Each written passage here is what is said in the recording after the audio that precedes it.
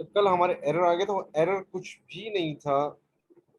यूँ समझें कि वो जो था ना, इस सिंटैक्स का एरर था। मैंने यहाँ पे स्पेस दे दिया था और स्पेस यहाँ से उड़ा दिया था, तो वो चल पड़ा। हम्म, यहाँ पे हमने स्पेस नहीं देना, और उसकी वही डेफिनेशन थी कि इसने ओआरएफ ने इसका जो टेक्स्ट जो स्ट्रिंग इसकी डेफिनेशन है ना, या उसका क्या एक्सप्लेनेशन है, वो लेकर आनी थी। ठीक है, और उसके बाद उसने क्लीन अप कर देना था। क्लीन अप भी आपका सिंटैक्स है किसका, ट्राई के ही एक्सेप्शंस को पकड़ने का। उसके बाद क्लीन अप करके उसको वो क्लियर करता है ताकि हम ओरिजिनल स्टेट पे आ जाए, और एंड ट्राई का ब्लॉक खत्म कर देता है। ठीक है, फिर उसने कहा कि सिस्टम का अरिथमेटिक एरर आपने कैच करना है और उसको उठा के ओआरएफ वन में ले आना है, और उसकी डेटा डेफिनेशन जो है गेट टेक्स्ट में आ जाएगा। अच्छा, दूसरा फिर उसको हमने कहा कि ट्राई करें, सॉरी ट्राई में ही ये हमने दो ट्राई एम्बेडेड ट्राई लगाए हुए हैं। कैच करे सी एक्स रूट को, जो स्क्वायर रूट था और एफ वन में। ठीक है, और गेट टेक्स्ट करे, इसकी एक्सप्लेनेशन लेकर आए किसमें, टेक्स्ट वन में। तो आपका पहला जो ट्राई का ब्लॉक था वो यहाँ पे एंड हो जाता है। If text one is not initial, तो टेक्स्ट वन को प्रिंट कर दे, एंड इफ कर दे, और फिर फाइनल रिजल्ट ये है। तो हमने जो एक कोड जो लिखा था यहाँ पे, कोड जो हमने यहाँ पे लिखा था स्टार्ट ऑफ सिलेक्शन, ये आपका कैच कर रहा है किसको, इनपुट को। वो हम चला के उसको देख लेते हैं। ठीक है, डायरेक्ट प्रोसेसिंग।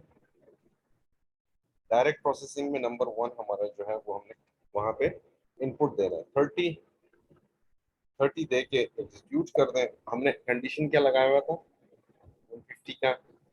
ठीक है, स्क्वायर रूट ग्रेटर देन इसका। 150। आपकी आवाज नहीं आ रही मुझे। नहीं नहीं, कुछ नहीं। अच्छा, स्क्वायर रूट इसका, डिवीजन इसका, और फाइनल रिजल्ट इज 003, 0.03। अच्छा, अब अगर मैं इसको डायरेक्ट प्रोसेसिंग में चला दूं फिर से, और दे देता हूँ 151, 151 में जाके इसको एग्जीक्यूट करूं, absolute value of number is too high, final result उसको वो क्या करता है, एक्सेप्शन को पकड़ के उसको कैच करके आपके ओआरएफ से जो है वो रिजल्ट ला के आपको बता देता है कि रेज वन जो हमने क्लियर कर दिया, तो क्लियर करके उसने यहाँ पे हमें दिखा दिया। कोड को फिर देख लेते हैं हम लोग। अच्छा जी, हमने क्या किया, resolution one, result one, type packet. ठीक है, और टू डेसिमल प्लेसेस, और एफ वन रेफरेंस उसको किया इस स्ट्रक्चर के साथ। ठीक है, और टेक्स्ट वन जिसमें हमने रिजल्ट आना है उसका स्ट्रिंग यहाँ बना दिया। स्टार्ट ऑफ सिलेक्शन इनपुट है आपका, और सिलेक्शन हमसे लेकर वो स्क्वायर रूट और डिवीजन किससे करेगा, 150 जो हमने दिया है यहाँ पे। ठीक है, जो भी नंबर हम यहाँ पे देंगे वो इनपुट हमसे लेगा। ठीक। अच्छा, फिर हमने उसका कहा कि भाई ट्राई एक्सेप्शन अब आपने पकड़ना है। अगर एब्सोल्यूट जो आपका नंबर वन है, जिसमें जो वेरिएबल है, अगर वो एक 150 से ज्यादा है, तो एक्सेप्शन फेंक दे। एब्सोल्यूशन एब्सोल्यूट नंबर जो है वो टू लार्ज है, एक्सेप्शन रेज करते हुए खुद ही आउटपुट उसका दे दे। ठीक है, उसको हमने कंडीशन दे दी, उसको कंडीशन मीट होगी तो उसने वो क्लोज कर दिया, एंड इफ करके उसे क्या किया उसने, ट्राई का जो ब्लॉक है उसमें उसने एंड ट्राई, ये वाला जो ट्राई है यहाँ पे, फिर उसने जो है उसको खत्म कर दिया। ठीक है, फिर दूसरा ट्राई, एम्बेडेड ट्राई हमने लगाया कि रिजल्ट वन, अगर तो 150 से कम है तो उसका स्क्वायर रूट निकाले, और उसका स्क्वायर रूट ला के हमें रिजल्ट वन में दे दे।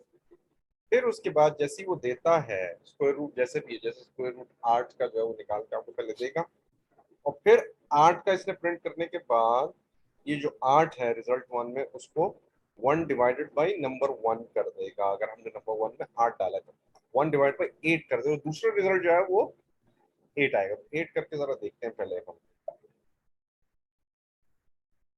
8, 8 पहले ये आया, फिर उसके बाद उसने रिजल्ट वन को 1 डिवाइड बाई 8 कर दिया। ठीक है, 8 हिस्से बना दिए उसके। फिर उसके बाद रिजल्ट ऑफ डिवीजन जो है वो यहाँ पे उसने राइट कर दिया। यहाँ पे डिवाइड करने के बाद इसमें स्टोर किया और फिर इसको प्रिंट कर दिया। यहाँ पे अगर जीरो अगर होता तो वो ORF से उसका गेट टेक्स्ट करता और एक्सेप्शन कैच करता और टेक्स्ट वन उसका देता। मैं इसको भी जीरो भी डाल के देख लेते हैं इसमें, क्योंकि 150 और जीरो के दरमियान इसने जो है हमें कोड बनाकर दिया है। डिवीजन ऑफ जीरो नहीं कर सका यहाँ पे, उसने कैच कर लिया। ठीक है, अच्छा, क्लीन अप करे और क्लियर कर दे, यानी कोई आपके जो है उसमें एरर सामने आने ना दे, और एंड ट्राई का ब्लॉक उसने यहाँ पे खत्म कर दिया। वरना बसूरत दीगर फिर उसके बाद कैच का एक और भी उसने ब्लॉक पकड़ा, और एरिथमेटिक अगर एरर उसमें आ रहा है, लेट्स मैं एरिथमेटिक एरर डालने की कोशिश करता हूँ यहाँ पे 2.4 एग्जीक्यूट, you know,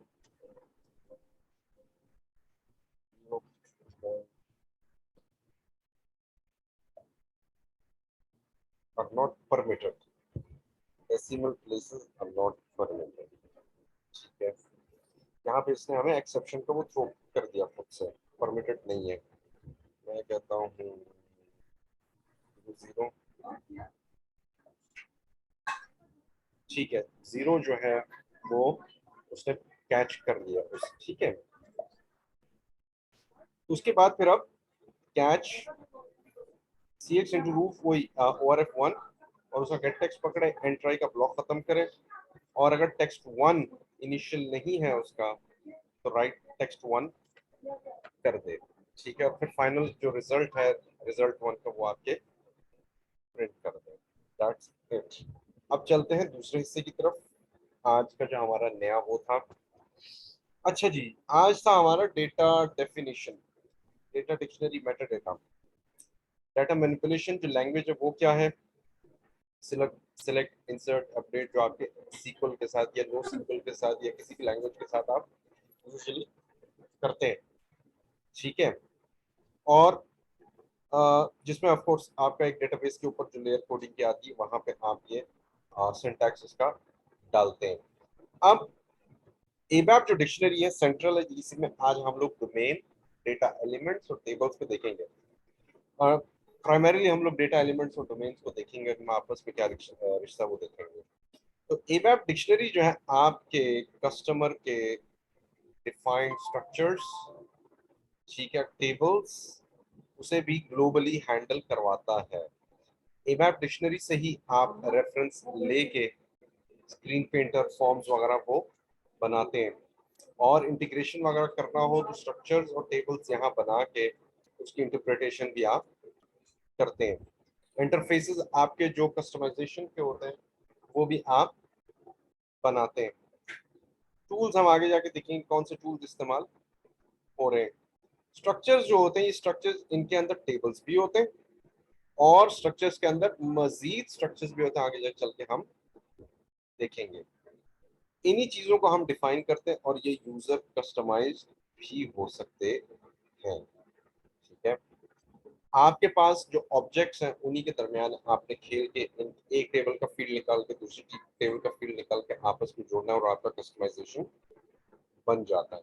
ठीक है, किस लेयर के ऊपर ये सारा हो रहा होता है कस्टमाइजेशन, आपके डेटाबेस के ऊपर हो रहा होता है। तो डेटा डेफिनेशन बेसिकली आपकी क्या है, डिफाइन कर रहा है, किस चीज को डिफाइन कर रहा है, टेबल्स को, डेटा एलिमेंट्स को, और आपके डोमेन्स को।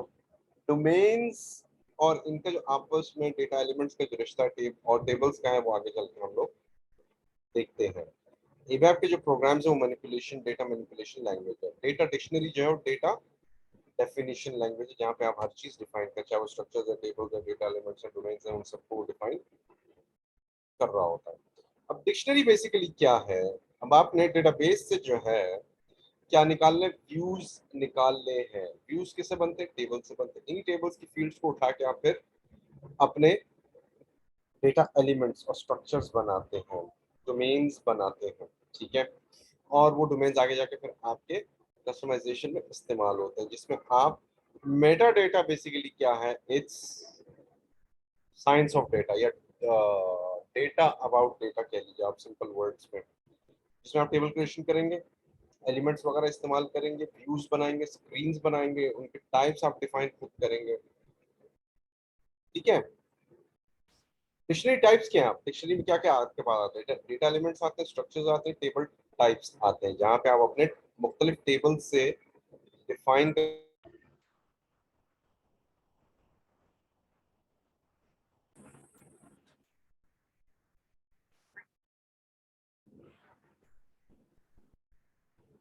जी सॉरी, वो डिस्कनेक्ट हो गया था। आवाज आ रही है मेरी? जी अब आ रही है। ओके। अच्छा जी, तो मैं कह रहा था कि डिक्शनरी टाइप्स क्या हमारे पास? Data element, structures and table types.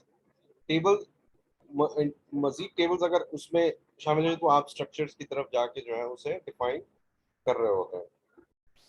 Objects जो होते हैं डिक्शनरी के, वो ग्लोबल होते हैं, जैसे हमने पिछले उसमें देखा था कि ग्लोबल आपके रेफरेंसिंग के लिए भी इस्तेमाल हो सकते हैं, तो आपकी जितनी कस्टमाइजेशन होती है वो आपके डिक्शनरी लेवल पे हो रही होती है। तो ये यूजर डिफाइंड जो आपके टाइप्स हैं, ठीक है, structure, table, domain, data elements वगैरह, ये सब डिक्शनरी के लेवल पे बन रहे होते हैं। डेटाबेस के ऑब्जेक्ट्स क्या होते हैं? टेबल्स, उनके व्यूज और उनके इंडेक्सेस, जहां पे आप इसकी रेफरेंसिंग कर सकते हैं। और डिक्शनरी में टूल्स भी आपके पास, जिसमें आप सर्च, हेल्प, ऑब्जेक्ट लॉग और भी मजीद चीजें इसमें आप डिफाइन कर सकते हैं। स्ट्रक्चर्स जो होते हैं कम्प्लेक्स भी होते हैं, सिंपल भी होते हैं, एक टेबल भी होगा, मजीद टेबल्स भी होंगे, अंदर स्ट्रक्चर के अंदर स्ट्रक्चर्स भी हो सकते हैं।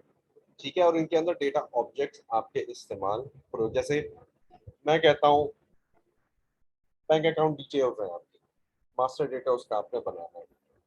ठीक है। उसमें बैंक का जब आप मास्टर डेटा बना रहे हैं, जैसे आपने सैलरी स्लिप बनानी है, उसमें अकाउंट होल्डर का नाम, ठीक है, नाम क्या आएगा? First name, last name, bank branch, account number, IBAN number, branch code. अब होता क्या है, और उसमें आप यूनिक, इसमें आप क्या दे सकते हैं? सीएनआईसी भी दे सकते हैं। ठीक है। सीएनआईसी भी लिख देता हूँ ना, सीएनआईसी क्योंकि यूनिक होता है। और टेलीफोन नंबर, ये भी यूनिक होता है एक तरह से, अगर एक से ज्यादा वो नहीं है उसके पास, टेलीफोन नंबर नहीं है कस्टमर के पास। ठीक है।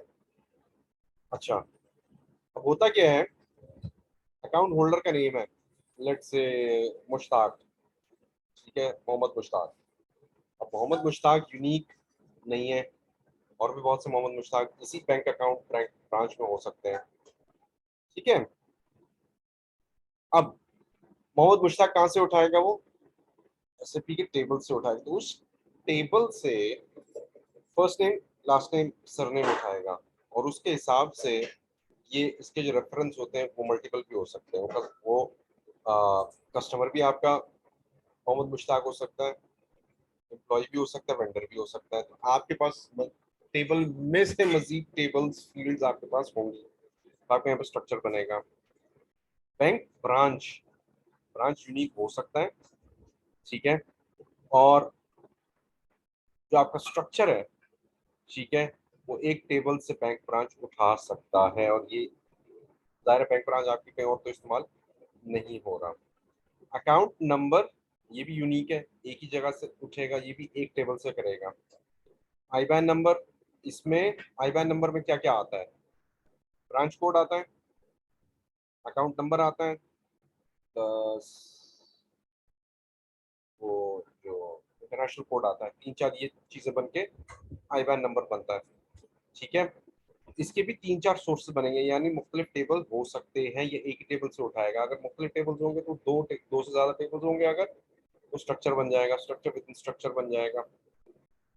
ब्रांच कोड, ये यूनिक हो भी सकता है, नहीं भी हो सकता। सीएनआईसी यूनिक होगा, लेकिन अगेन वो कस्टमर है, वेंडर है, यूजर है, एम्प्लॉई है, कॉन्ट्रैक्टर है, तो ये यूनिक, ये आपने देखना होता है एक टेबल से उठाना है या दो मुख्तलिफ टेबल या ज्यादा से। टेलीफोन नंबर आपका यूनिक है, एक ही टेबल से उठेगा, क्योंकि टेलीफोन नंबर एटलीस्ट बंदे के पास एक ही होगा, एक से ज्यादा भी हो सकता है। तो इसमें भी यूनिक आपने देखना है कि एक टेबल से उठा रहा है कि मुख्तलिफ टेबल से उठा रहा है। ठीक है, ये मुख्तलिफ फील्ड से उठा रहा है। तो हम डेटा एलिमेंट्स आज थोड़ा सा इसको हम कवर करेंगे। Data elements, domains and tables. पहले तो आएगा आपका सबसे जो छोटा यूनिट, वो डोमेन्स आएगा। Domains, domains related data elements होते हैं। अच्छा, अब जो डोमेन होता है, एक सेकंड, ये तो मूव कर दूंगा यहाँ से, फिर इसका फ्लो सही कर। अच्छा, अब डोमेन जो होता है सबसे स्मॉलेस्ट आपका डेटा टाइप कह लीजिए होता है। डेटा इसकी डेफिनेशन होती है किसकी? आपके फील्ड टाइप्स और उनकी लेंथ और उनकी कैरेक्टरिस्टिक्स की, जो आप खुद से बना सकते हैं। हम बना के देखेंगे। डेटा एलिमेंट जो है, ये क्या करता है? ये डोमेन से ही एक्सट्रैक्ट कर रहा होता है और उसके पर्पस को बता रहा है कि डोमेन हमने बनाया क्यों है। जैसे फील्ड लेबल्स हैं, हेल्प है, मजीद इसमें आप चीजें इसमें कशीद कर सकते हैं। किससे? डोमेन से। थोड़ा सा ये डेफिनेशन मैंने आपको यहाँ पे बता रहा हूँ। डोमेन असाइन, इसकी असाइनमेंट होती है डेटा एलिमेंट, यानी डेटा एलिमेंट्स जो है वो डोमेन के साथ कनेक्टेड होता है, और डेटा एलिमेंट्स जो है वो टेबल को कनेक्ट कर रहा होता है। यानी टेबल डेटा एलिमेंट के साथ कनेक्ट होता है और डेटा एलिमेंट डोमेन के साथ कनेक्टेड होता है। और सिर्फ डेटा, सॉरी डेटा कह रहा हूँ, टेबल ही नहीं, स्ट्रक्चर्स और स्ट्रक्चर फील्ड्स भी आपके डेटा एलिमेंट्स और डोमेन के साथ कनेक्टेड बतदरीज इसी सिलसिले में हो सकते हैं। ठीक है, अब हम डोमेन और डेटा एलिमेंट को बनाते हैं। ठीक है, कहाँ से जाएंगे? SE11 से जाके हम करेंगे।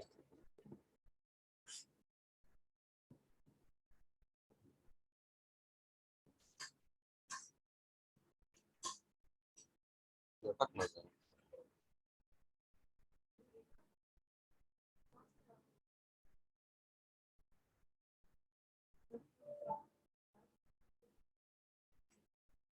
एक मिनट में जरा शेयर कर दूं फिर से।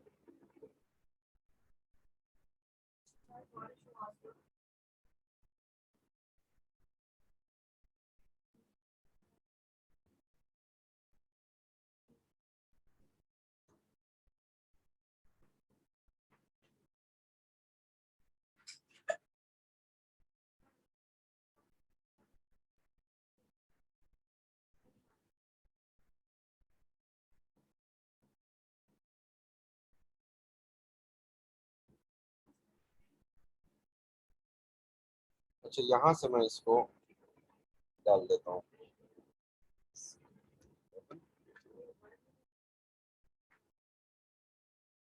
ये map dictionary, double click, domain, Y और Z से आप इसको वो कर सकते हैं। मैं कहता हूँ क्रिएट, यहाँ पे मैं इसको कहता हूँ bank details account. Data type क्या होगा? अब यहाँ पे डेटा टाइप आपने क्या करना है, अ, इसको मैं नंबर डिटेल्स डाल देता हूँ, इसको सिंपल कर दूँ। ठीक है, यहाँ पे मैं अकाउंट नंबर जो आपका क्या होता है, न्यूमेरिक भी हो सकता है, अल्फा न्यूमेरिक भी हो सकता है। इसको हम फिलहाल न्यूमेरिक ही रखते हैं, न्यूमेरिकल टेक्स्ट है। और मुख्तलिफ भी आपके पास डेटा टाइप्स आ सकती है। कौन कौन से आपके पास? करेक्टर्स है, पोस्टल पीरियड है, फ्लोटिंग नंबर्स है, ठीक है, करेंसी है, तो बाइट सीक्वेंस है। अब क्या आपके बिजनेस प्रोसेस के हिसाब से चलेंगे। नंबर ऑफ करेक्टर्स आप सबसे ज्यादा जो होते हैं 14 होते हैं, 16 भी होते हैं अकाउंट नंबर्स। डेसिमल प्लेसेस नहीं होते। आउटपुट लेंथ आप 21 देंगे, क्यों? 16 है तो उसके साथ आपने क्वालिफायर्स या सब क्वालिफायर्स भी लगाने हैं। ठीक है, वैल्यू रेंज में जाते हैं। यहाँ पे अगर फिक्स्ड है लोअर लिमिट अपर लिमिट, तो उसी सूरत में होगा कि अगर आप कोई रेंज दे रहे हैं, यहाँ तो रेंज का सवाल पैदा नहीं होता। ठीक है, सिंगल वैल्यू वो भी नहीं है, मुख्तलिफ होगा। सेव किया, लोकल ऑब्जेक्ट बनाया, एक्टिवेट कर दिया। Bank details,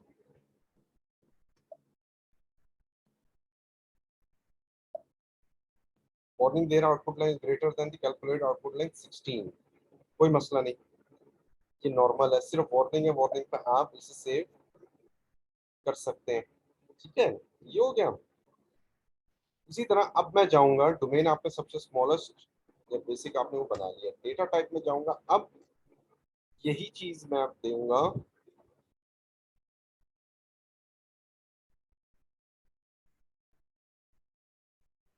element, create data element, continue. Domain कौन सा होगा? वाई, सर्च भी कर लेते हैं।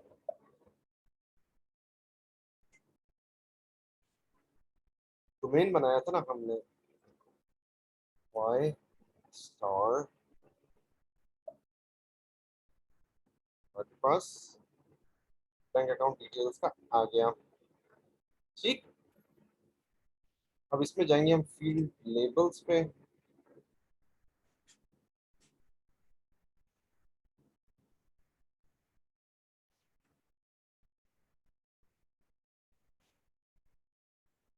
फील्ड लेबल्स 10,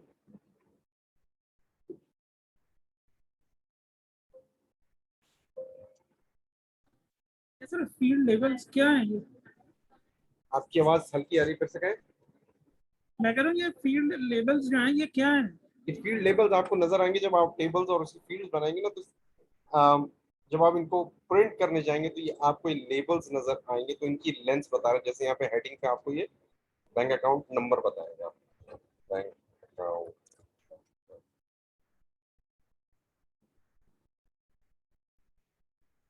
3, वन,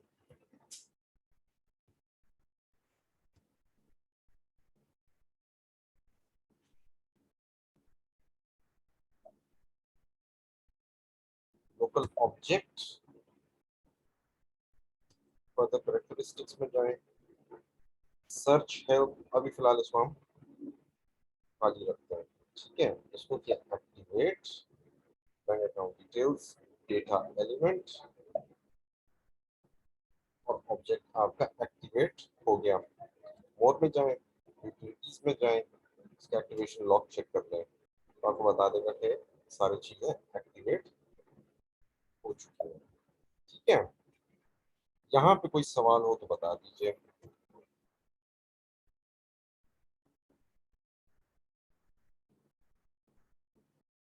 सर ये डोमेन